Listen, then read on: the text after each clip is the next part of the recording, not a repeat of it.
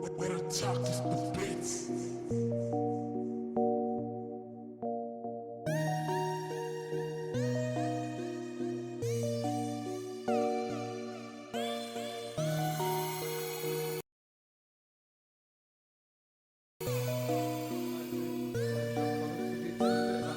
Hello, my name is Andrew Merradith. I'm here to tell you my story. Excellent. Tell me a bit about yourself, where you're from. So Okay, we get a bit to know about your character. I'm from Nottingham. I was born here. I grew up here. I went to school up until 11, and then that was it. I never went back to school from there. And then I left Nottingham when I was 17, and I went to live in Manchester.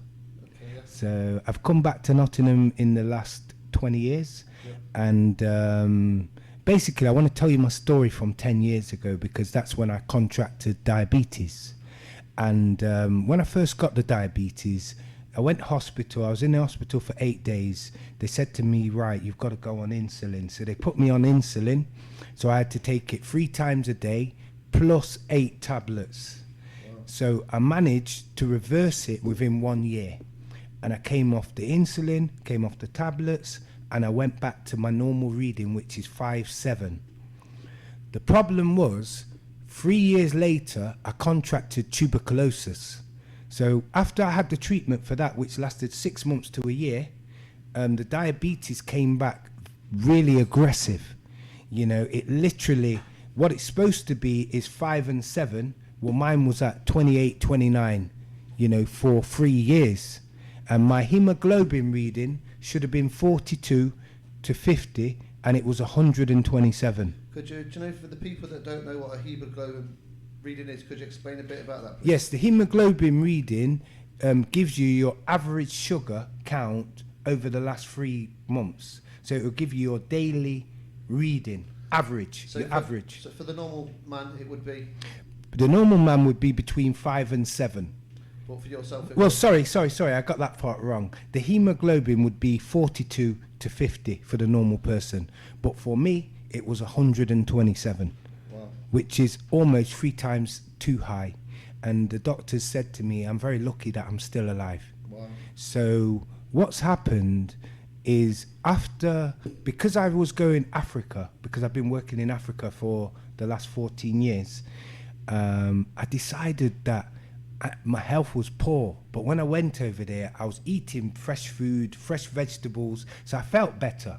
So it just made me think I needed to find some things that could help me. So what's happened is, on one of my journeys, I've discovered some herbs.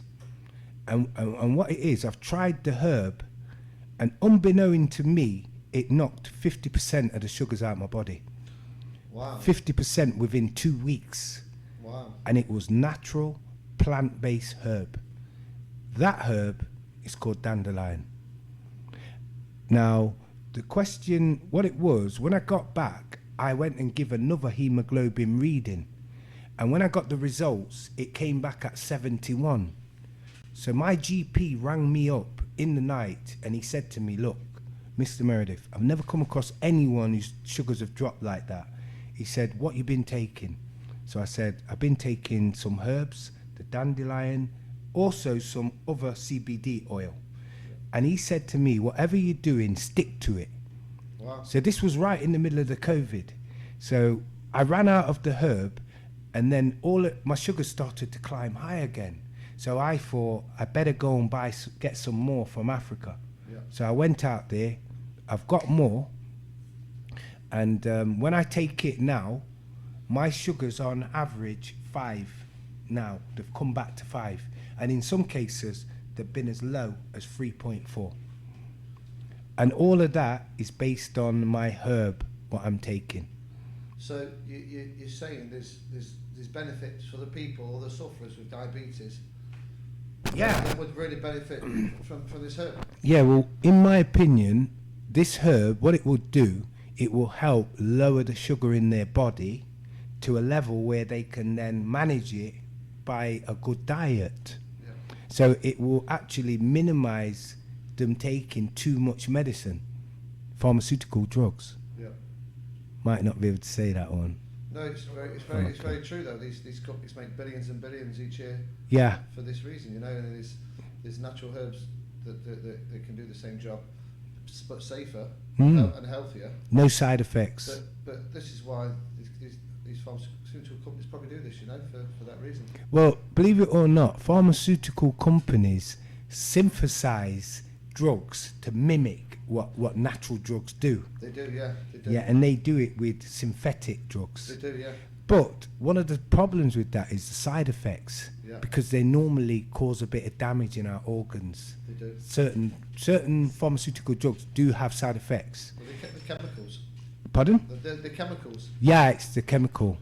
But the natural one actually don't have none. Because it's herbal. Yeah, so there's no, and believe it or not, our bodies are compatible with plants, because our body and a plant, our DNA and a plant's DNA is 98% the same.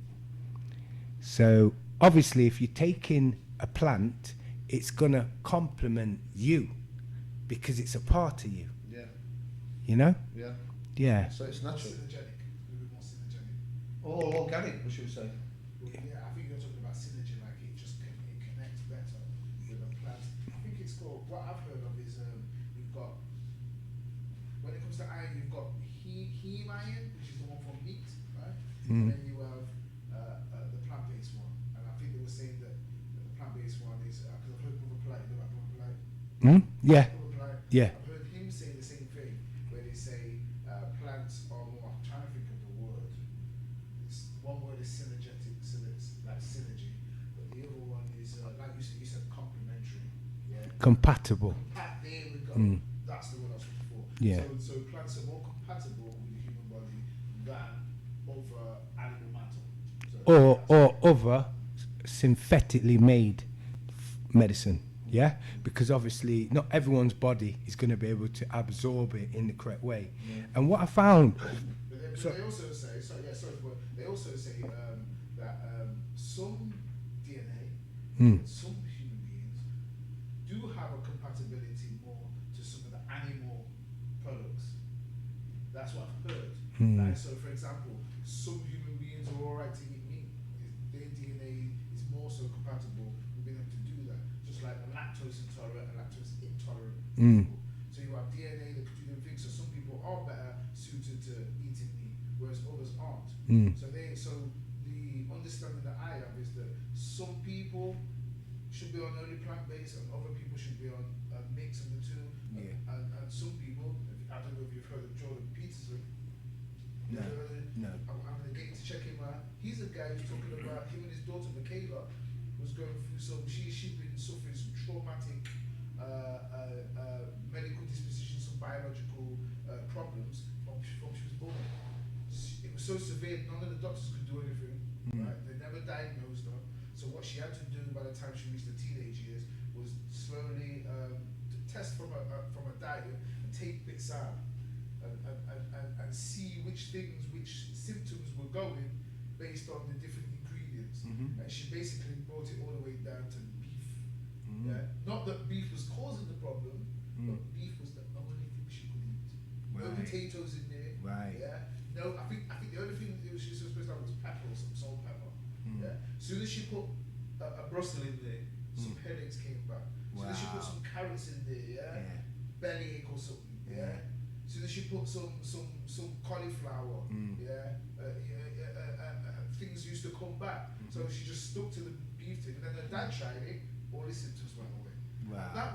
That's a meat diet. Yeah. Now, apparently I've heard that now that's started to fail. That it worked for a few years, but then started to fail. So I don't know, I'd have to do an update on that. But that was just an example to show how maybe different DNA has different requirements. So I don't know whether you know about that, because you know more than I do. I know what you're talking about, because what you're basically saying, I've done a similar thing myself in the past, because I had a skin condition, and obviously we had to decrease certain things, so we had to actively stop using this, and then eventually we worked out it was the perfume, because it was a skin problem. So we worked out it was a thing called, I know I'm going off point here, and I don't really want to go too far off point, but I'll just make this point quick, yeah?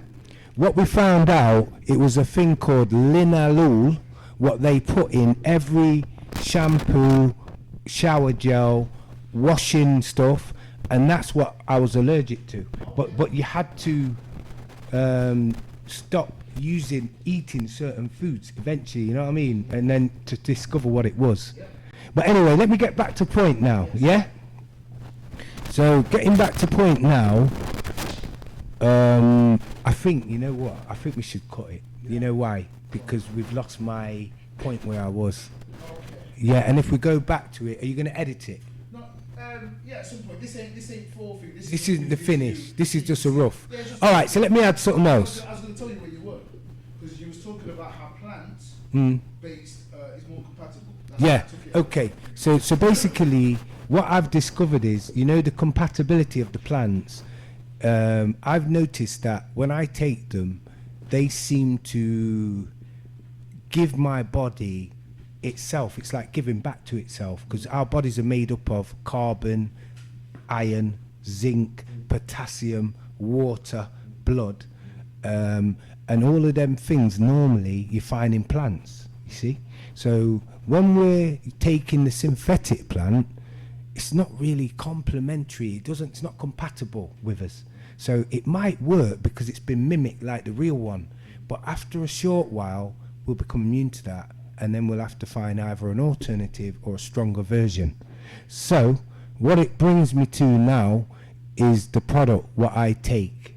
Yeah, so since I've been taking this product, my sugars now are reading literally between 5, 7, and sometimes they go as low as 3.4. Now when it goes that low, it means that I've got at least too little sugar in me. So normally it means that my dosage, what I've been taking, is too strong. So now recently I've been taking a lot less, so I'm able to make it come down at a more slower pace. So in future, what I intend to do is show you how I make the product, the portions of the product, and the results of the product by filming me doing a test on my blood in front of the camera. So you're going to see my reading.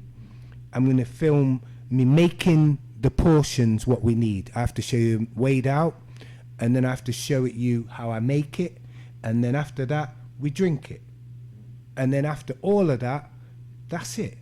That's all it is, nothing more. But because that product is so compatible with us, that's why it works. Okay. And is this purely for diabetes, or is this for other? No. Is this a remedy for other things as well? This is a remedy for a lot of things, because what it is, this dandelion is a blood cleaner. So normally a lot of problems, medical problems, are caused by the blood in our body. You know, like the other day, for example, I have a man suffering with gout, which was a painful thing in his leg. So I said to him, right, take, huh? King Henry VIII used to suffer from that. And he took the dandelion, and believe it or not, it healed it.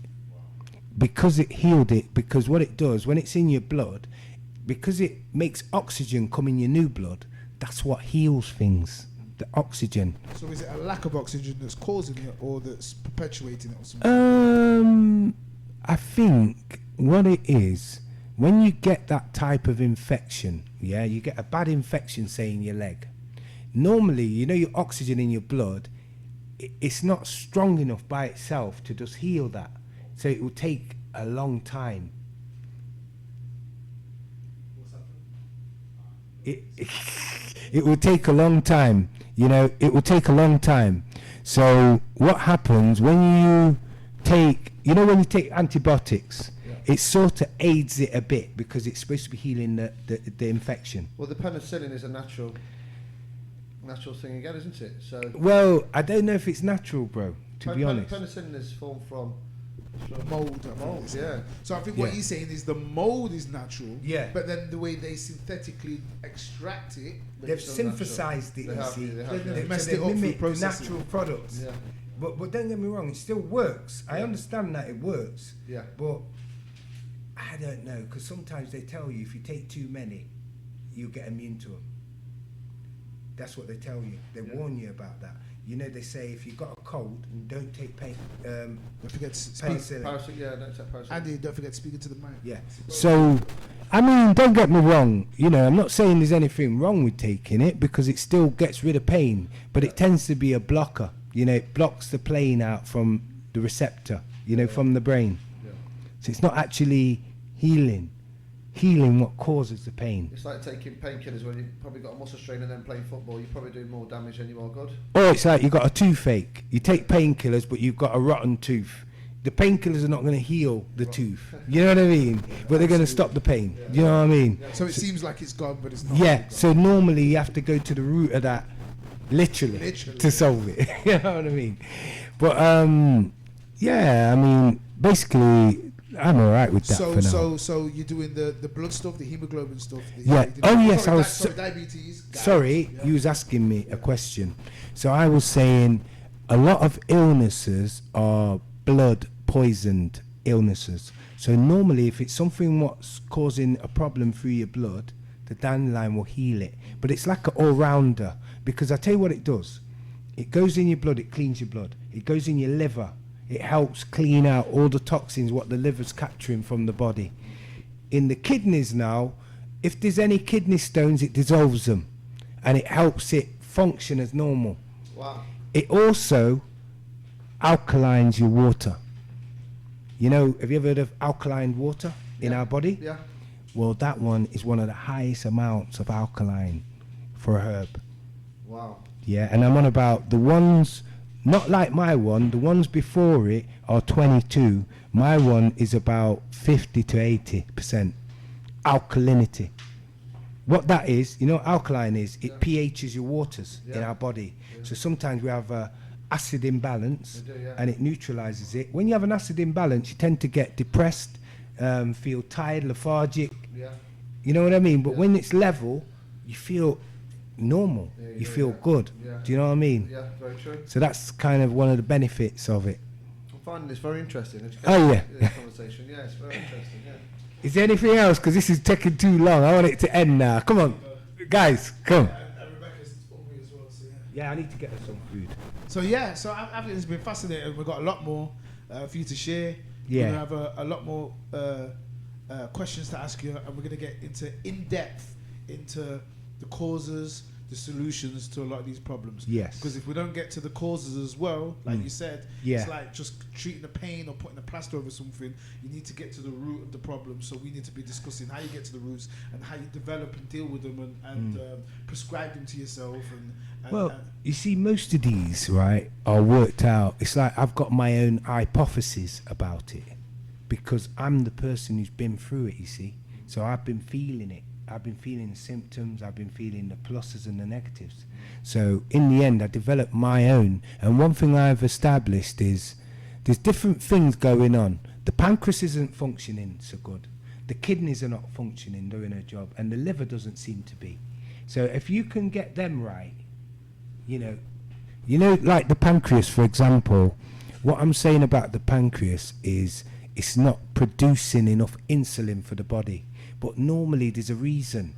So there's something that's prevented it from doing it. It could be inflammation. It could be fatty acids.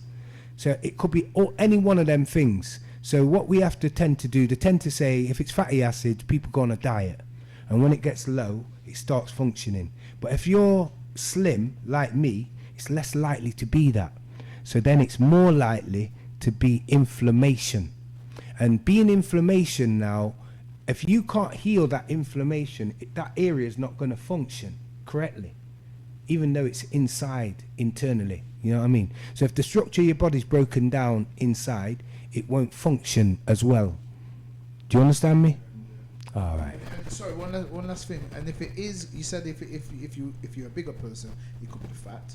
If you're a smaller person, it won't be the fat. But what would it be? Or how would you go about? Because Do you know what it would be? What it would be is eating the wrong foods. Yeah? Like, for example, if we're eating too much white sugar and things like that, you know, throughout our life, we're eating too much bad things.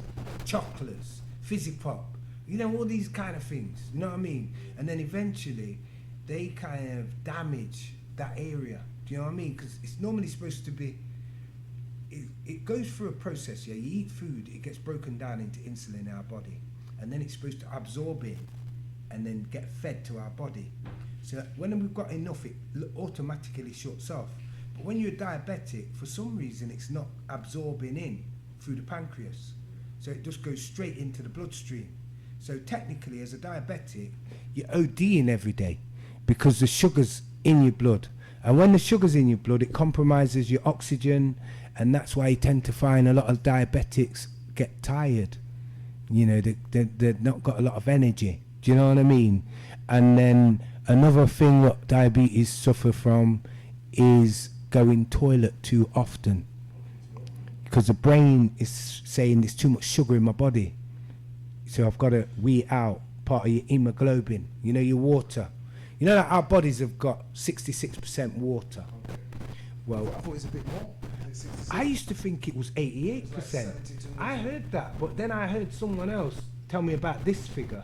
Okay. So I'll just stick with that. Yeah, You know what I mean, yeah. for now. You know, and then what I'm saying, your hemoglobin is 66%, not your hemoglobin, your water content. So when you are going toilet as a diabetic, that's the water what you're losing from your body mass.